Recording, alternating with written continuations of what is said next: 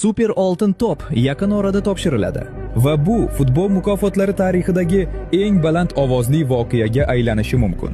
Bu unikal mukofot bir mavsum uchun emas, balki butun 30 yilda faqat bir marta beriladi.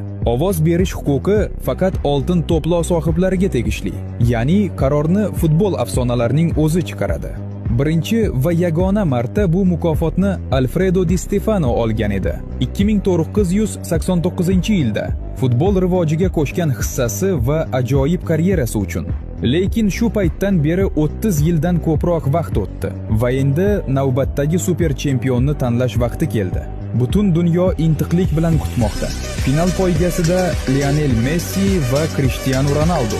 Messi eng ko'p salet oltin to'p sohibi, jahon chempioni va beqiyos iqtidor sohibidan biri. Ronaldo futbol tarixidagi eng yaxshi to'prak, fenomenal statistikaga ega va butun karyerasi davomida barqarorlik namunasi.